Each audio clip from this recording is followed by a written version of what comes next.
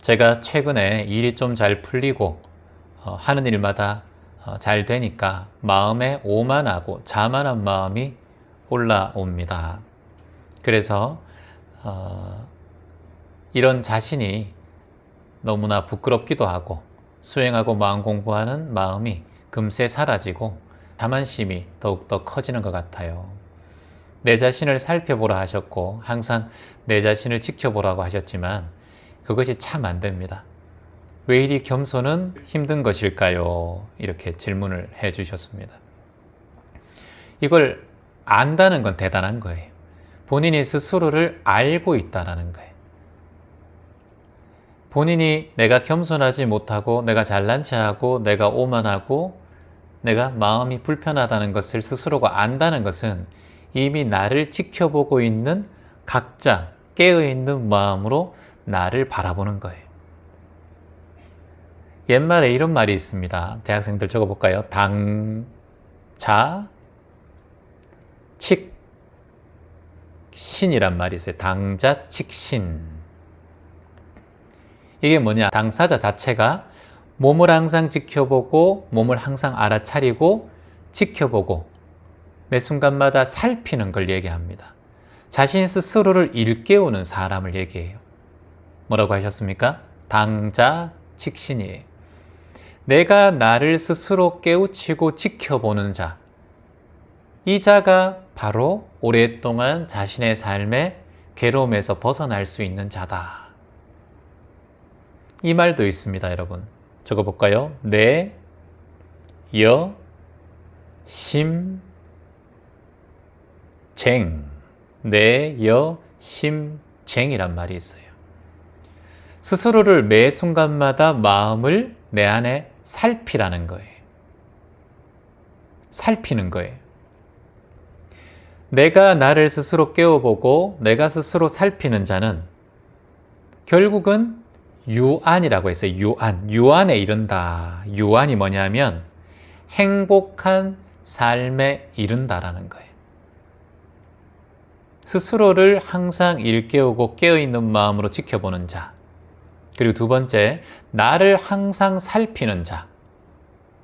하나가 더 있다면 이것도 적어보세요. 호, 신, 염, 채.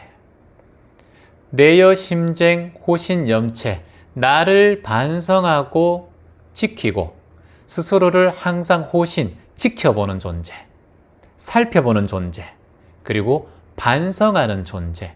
나를 항상 되돌아보는 존재. 이런 존재는 유안에 이른다. 뭐라고? 유안에 이른다. 마음의 평화의 길에 이를 수밖에 없다. 세 가지를 얘기했어요. 자신을 지켜보고 알아차리는 존재. 이게 첫 번째고, 두 번째, 자신을 살피는 존재. 관찰하는 존재. 그리고 세 번째는 반성하는 존재예요. 반성하는 존재. 이 세 가지의 행동을 하고 실천을 하는 존재는 항상 행복이 유한이 따르리라. 행복의 삶이 따르리라. 이 얘기가 있습니다.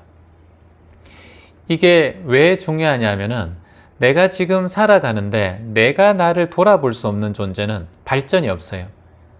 흙바닥에서 넘어진 존재는 흙바닥을 통해서 일어나셔야 돼요. 모래사장에서 넘어진 존재는 모래사장을 짚고 일어나셔야 돼요. 내가 부모로부터 괴로움을 받아서 힘든 존재는 부모의 그 상황을 회피가 아니라 짚고 일어나셔야 돼요. 내가 배우자 때문에 힘든 사람은 배우자의 그 삶과 배우자와의 여러 관계, 인연 속에서 그 상황을 극복하고 일어나셔야 되지 회피해서는 안 돼요. 물론 폭력적이고 힘든 상황에는 이혼이라는 상황이 있지만 이혼까지 가지 않을 상황에서는 항상 그 인연된 상황을 극복할 수 있는 힘을 내가 키워야 돼요. 딛고 일어서는 힘이 있어야 돼요. 그 사람이 바뀌기 전까지는 나는 행복하지 않아. 이게 머슴의 마음이니까. 그래서 가장 중요한 건 내가 스스로 내가 나를 일으키는 것. 그러려면 여러분 삶 속에서 어떤 마음이 필요하냐 한번 적어보세요. 지, 신, 지, 언. 요게 뭐냐면 지신지연하면 내 몸을 지켜보고 내 말을 지켜보는 것. 항상 내 몸과 말을 지켜보고 고요히 하라는 거예요. 닦아라는 거예요.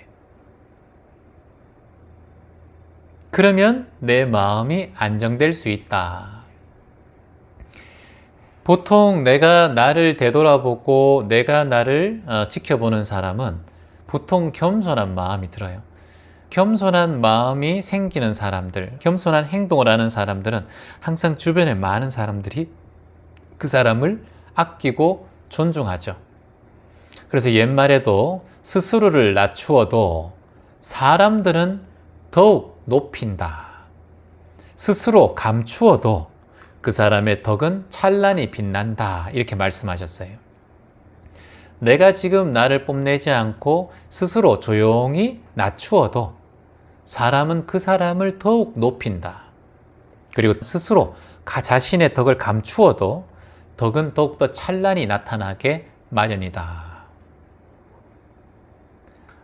조금 전에 소개해 주신 그 정모님 같은 경우도 자신의 본명을 밝히지 않고 이걸 소개해 달라 이렇게 하셨어요. 자신의 처지와 상황은 소개하더라도 자신의 소개를 하지 않고 해달라 이런 말씀을 하셨습니다. 부탁께서도 그랬고 많은 성인들께서 이 겸손에 대한 얘기를 많이 하셨습니다. 자, 겸손에 대해는 총 8가지를 말씀하셨는데 제가 이 내용들을 겸손에 대한 내용을 좀 살펴봤는데 경전 중에서 대보적경이라는 경전이 있는데 여기에서 성인께서 이렇게 말씀하셨습니다. 총 8가지의 겸손의 덕을 키우라 하셨습니다. 오늘 이걸 여러분들께 알려드리면 좋을 것 같습니다.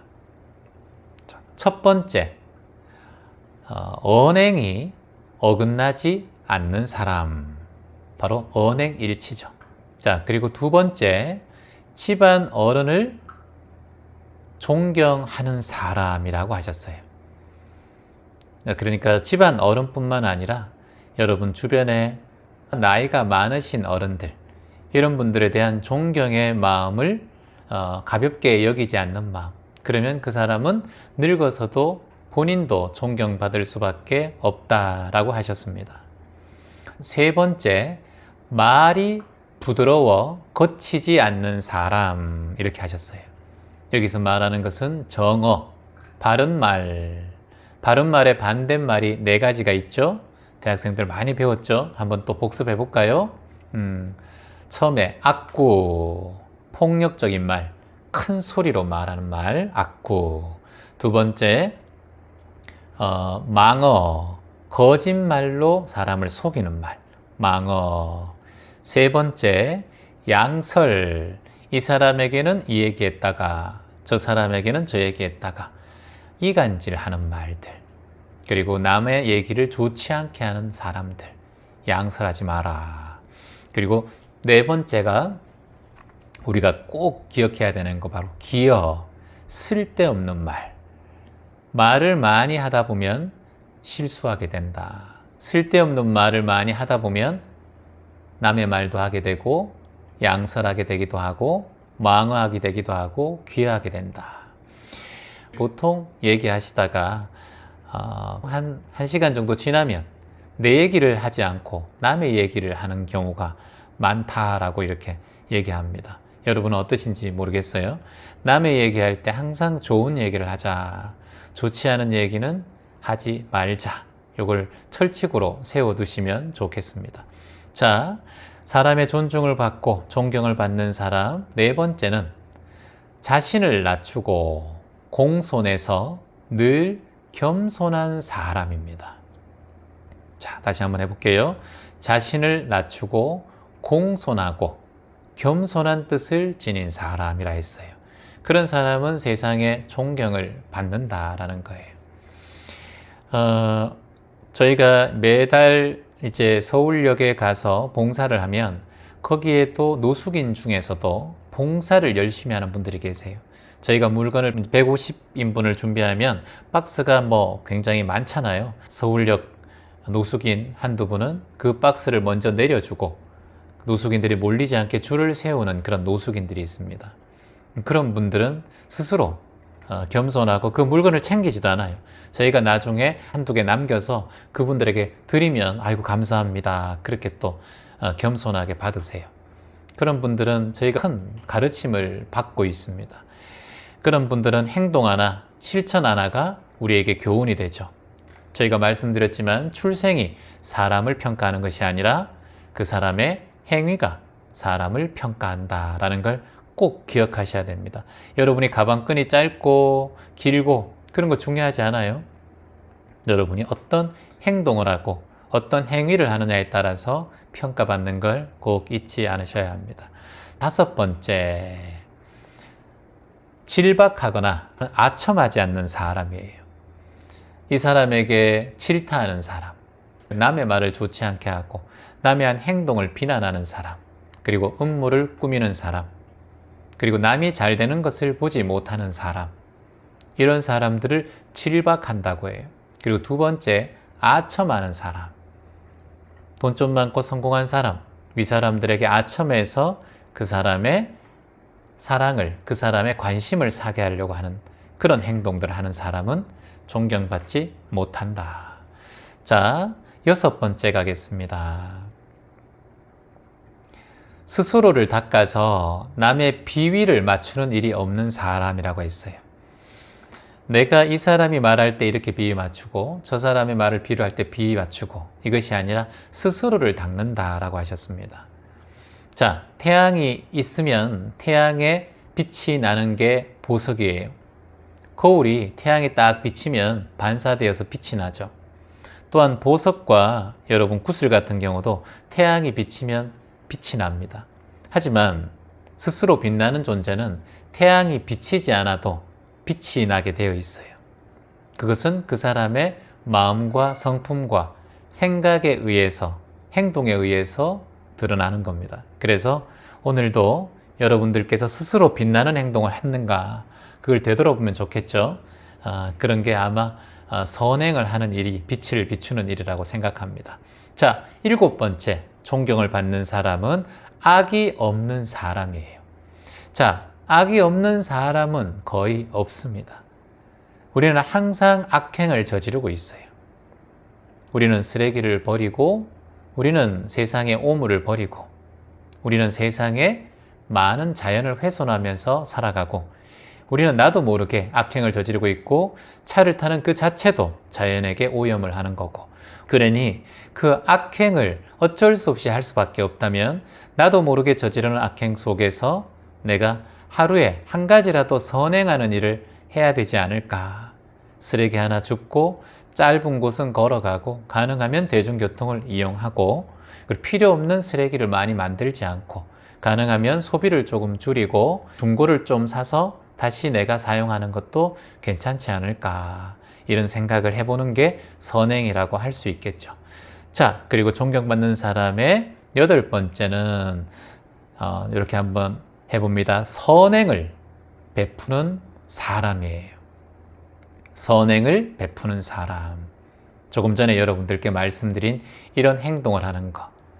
나로 인해서 세상에 이로운 것을 만들 수 있는 사람. 내가 이 세상에 80년을 살든 100년을 살든 내가 이 세상, 이곳에서 태어나서 내가 얼마나 많은 것을 사실 받았는가.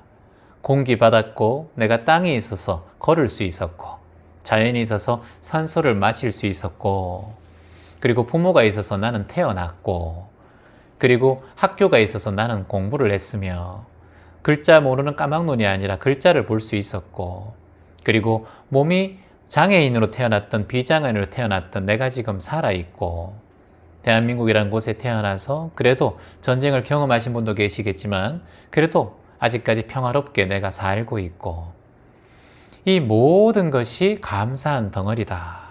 밥 한 숟가락 먹는 것도 이 쌀을 내가 직접 짓지 않아도 얼마 주면은 내가 쌀을 먹을 수 있고 밥솥이 밥을 할 수 있고 생수가 없어도 수돗물로 밥을 지을 수 있고 전기가 잘 들어와서 밥을 할 수 있고 이 모든 것이 감사할 천지다. 그러니 내가 살아가면서 이 감사한 것을 많이 받았으니 세상에 조금 의미 있고 감사한 것을 보답할 수 있는 일을 해야 되지 않을까. 이 마음을 항상 알아차린다면 아름답게 이 세상이 바뀌지 않을까. 이런 생각을 해봅니다. 이 8가지를 잘 마음에 새겨서 여러분도 살아가는 동안 존경받고 추앙받고 그걸 떠나서 나 스스로가 행복한 존재가 되시기를 희망해 봅니다.